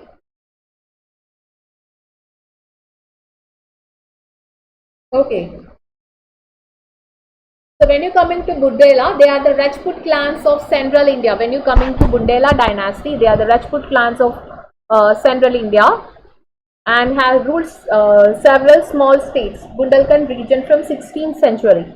Rajputs of Rajasthan evenly refused to acknowledge this Rajput dynasty, and simple, this much is required. Ochira is their famous town, and this is known for this archaeological structure of this Ochira. So we'll see much about this Orchha town. That's what you want to know about it. It is currently in Niwari district of Madhya Pradesh, Bundelkhand region. It had a peculiar style of architecture. Okay, so it is known that the Rudra Pratap Singh of Bundela dynasty has initiated its construction. It is famous in including for the shelters like Vimketa, Buddhist monasteries of Sanchi. So when you coming to the Ochra, the word means hidden. Why this? Bundelkhand wanted to treat the Tughlaqs who rose in the power of in the 16th, 15th century. So they wanted to treat him, and for that they have been established it in 1501, and Maharaja Rudra Pratap Singh had witnessed tough times. It is also famous for the Shadabhuj temple. So many things are about the grand orchid complex is divided into mesmeric sections like Jahang Mahal, Raj Mahal and Sheesh Mahal.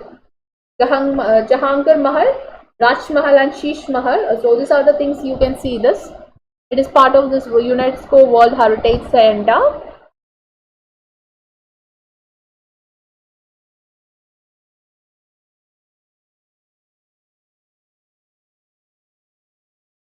So we'll having a small discussions on other Rajput states. Small discussion only I'm conducting.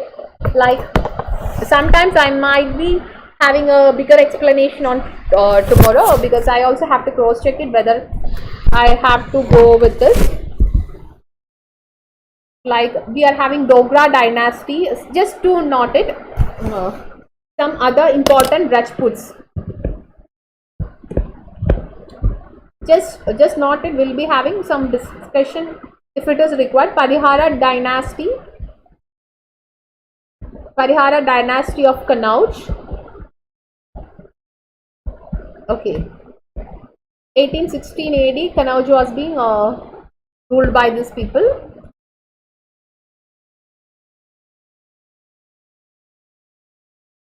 But Gujarat dynasty of Rajgarh. Then Chand dynasty. When you coming to this Bargura dynasty, one of the most prominent dynasty of Suryavanshi Rajput tribes. Bargur dynasty is one of the famous for the Suryavanshi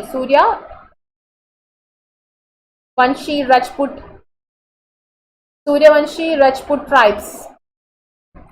The Buddhraja built numerous temple monuments including Nilkanth temple. When you are coming to Baroja or Bahadur dynasty of Rajgarh, okay, this is one of the most famous Suryavamshi Rajput tribe temple. Bahaduraj built the numerous monuments including Tiger Reserve, Nilkanth Mahadev temple at Kalingar, Ambar Fort, etc. Then come Chand dynasty of Humayun. They were medieval Rajput ruling clan of Humayun region of Uttarakhand.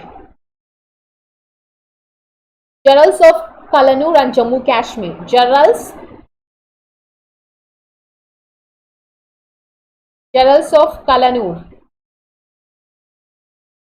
and Jammu Kashmir. It was established by Raja Narasimha. So it was established. Generals of Kashmir was established by Raj Narasimha, and he became the first king of Kalanur. The general ruled the dynasty nearly 750 years. This is being ruled. Generals of Kannaular and Jammu Kashmir. Raja Narasimha established the state Kalanur and became the first king of Kalanur. The Jaral dynasty ruler for 750.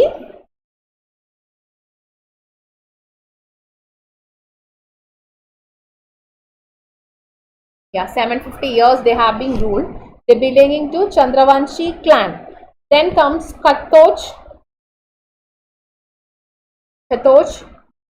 dynasty. Next dynasty we are going to discuss is Katoch dynasty. What's the time? I think how many hours we are taking here? Ruler for 750. Research scholar, career counselor, and 10 minutes to go, you get 2 hours class. We'll complete it anyway. Then Shant, Generals of Kalaun, then Katoch.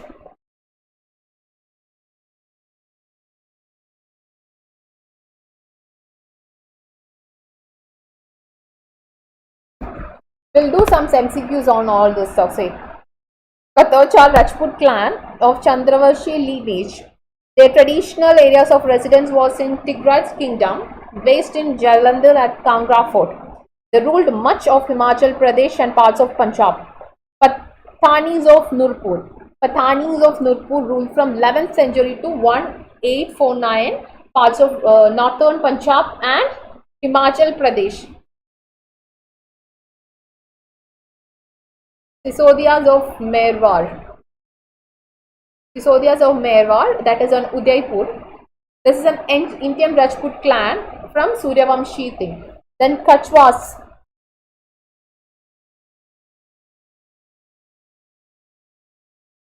Kachwahas of Jaipur. Kachwahas of Jaipur. They ruled a number of kingdoms, princely states such as Alwars, Ambar and Mahir. Please do write it. Kachwas of Jaipur. Kachwas of Jaipur ruled a number of kingdoms and princely states such as Alwar, Ambar and Mahir. Rathos of Marwar. Jodhpur and Bikaner. They ruled several states and claimed themselves to descendants of Suryavamsha clan. Jadedas of Kutch. Jadedas of Kutch, considered to be the part of Chandravanshi lineage.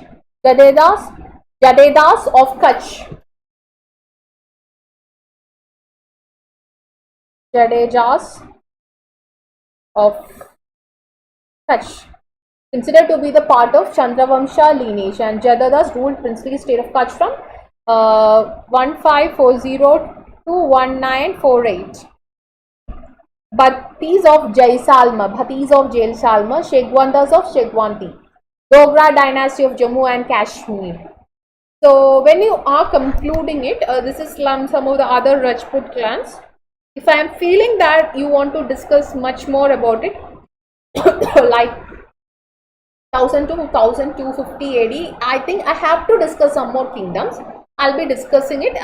Apart from this Rajput clans, we are having some more people to be ruled. Okay.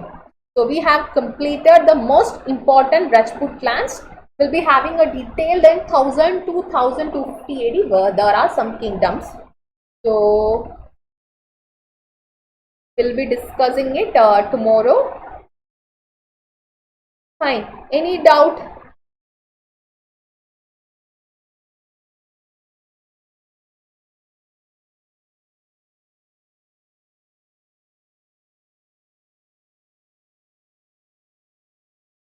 So we'll be discussing the nature and structure of polity of this Rajputs.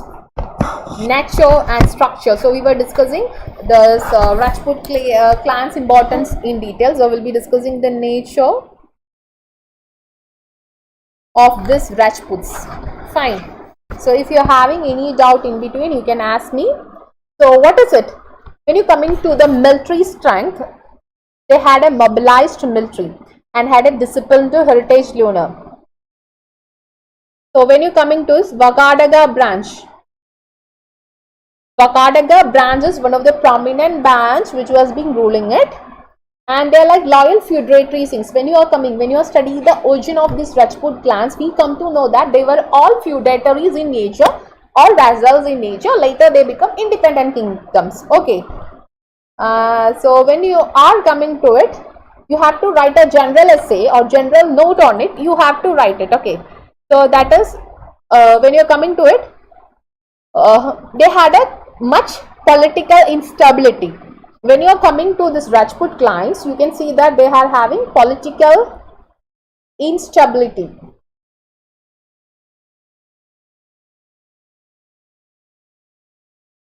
So mobilization of military strength could not only displace a ruling lineage but also create a new locus and network power.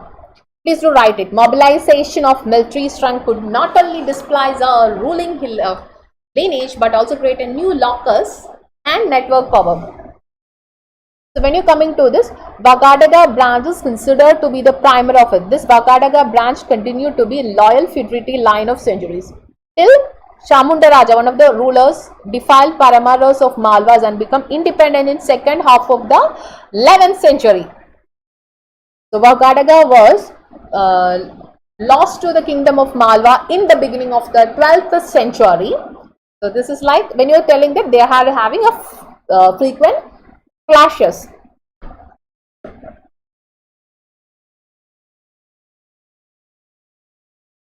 So Lekapati, Lekha Padati. So what is this Lekapadati? This is an important name of a department of the government of this Rajputs. Lekapadati. Okay, it is supposed to be applicable to Chalukya government. Is the largest number of it period. Okay. Sri Karna. So we are going to see some of the important bureaucratic functions or important administrative position. First one is Lekha Padati. I'll spell it Lekha Paddati. Lekha Padati. That is the name of Karnas. That is of departments of the government. Now come Sri Karna. Are you having a feeling that I'm lecturing all the things? See, these are all basic information you require. Okay. If you have to study, I'm taking the classes for 2 hours. If I am taking a class for 2 hours, I've prepared it nearly 4 to 5 hours. I'm taking it, I'm reading it, I'm taking the notes. Then I'm discussing, okay, which points to discuss with you. That's why. Because I don't want to miss out. If you are reading by yourself, I guarantee to collect the information itself, you take 2-3 days.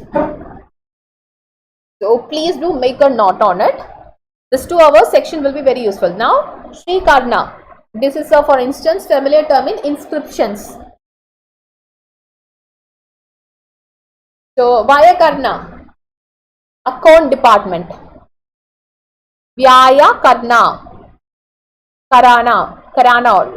That is known as account department. Maybe I think Karana, not Karna. It is Karana as it pronounced. Yeah. Vyapara Karana. The department in charge of Vyapara Karana.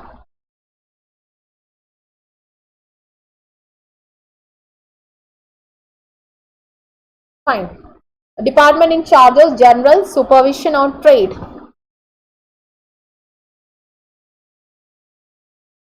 Mandabika Karana. Secretary in charge of collection of taxes. Then Mahamatsyas.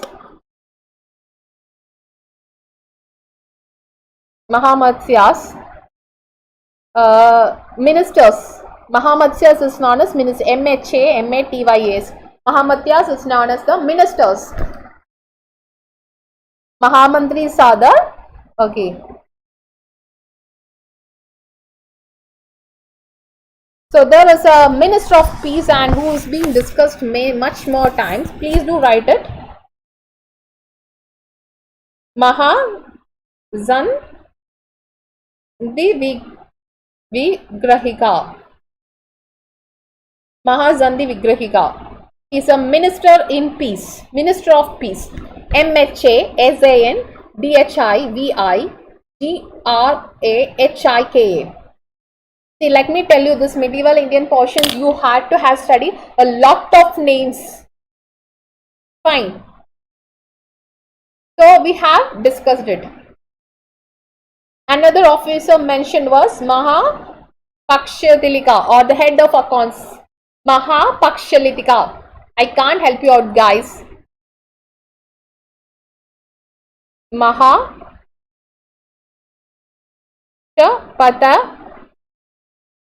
Likha.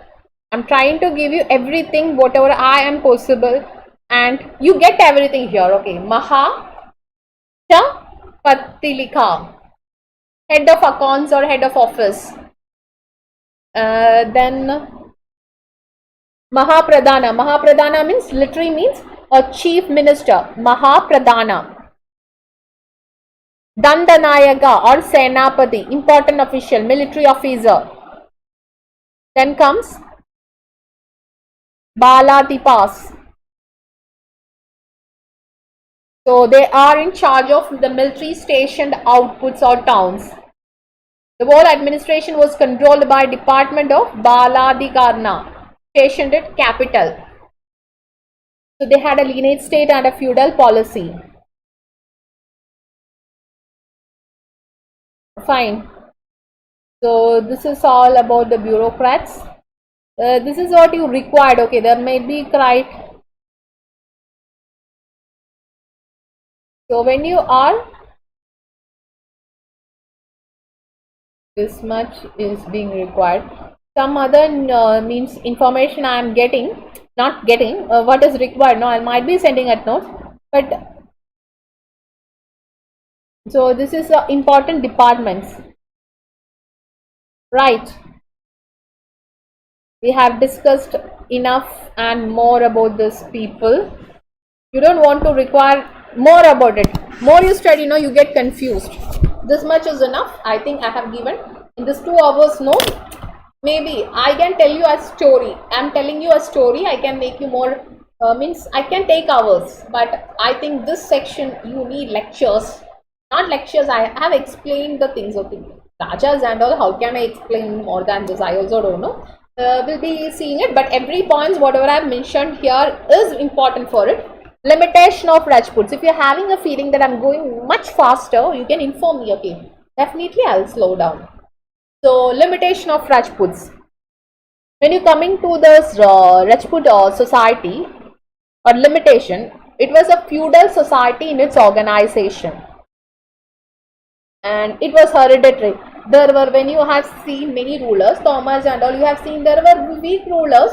They were nothing good, nothing good. But since his father was a king, the son became the king. That was it. So local costumes and tradition. They never had no written law. So no written law for the landers being available for them. And moreover, Rajput were known exemplary courage and military things. They were honest people, generous and hospitable nature. When Muhammad Ghori pleaded to Prithviraj Chauhan, okay, you just go, man. But what happened? That was a problem. This kind of problems being there, they were much honest people, very respectable people. They never tried to deny something.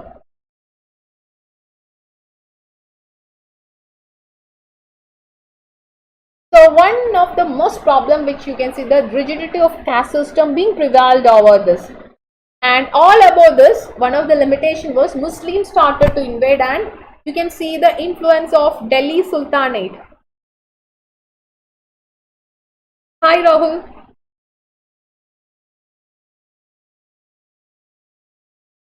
You can see the influence of Delhi Sultanate. So this is all about this Rajput. What you require to study? Any doubt you are having, you can message me. This 2-hour section is more than enough for you to study this Rajput things. You don't want to refer anything extra from it. Everything what is required for your examination. See, whatever things I am being discussing is based on the UPSC syllabus.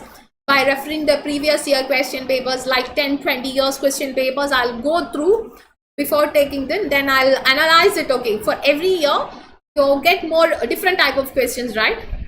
So I analyze it myself, so I got an idea. Means everything means not idea. So I'll be thinking, okay, this year these are the most probable area you are going to get it. Okay, so I'll be giving more importance to that area and I'll be focusing on it. so that it become more easy. See, you might have seen in some areas, some sections, I'm explaining, repeating something. So if I'm repeating something, definitely there is a scope that it will be there for your examination. And so many has asked me, ma'am, where you are taking the books, where you are taking, where are you taking these explanations from? See, I'm referring to many sources. Already written notes might be there, or things be there. So okay, but I'm trying to give you whatever the points is being required to the thing. So you might get lot of points, lot of things that is not required. You must study on the examination point of view. You have to crack it, right? That is more or less important. So every courses of mine will be in the examination point of view, and this course is also the same like that, is off completely for the examination point of view. 2 hour section I have taken today. This 2 hour section is more or less enough for the Rajputs. Please do make a note on it. Means I have given notes for something, extra things I was explaining to you. Notes, things I have marked it. You don't want to write it, you notes. Extra things, extra points we were being discussing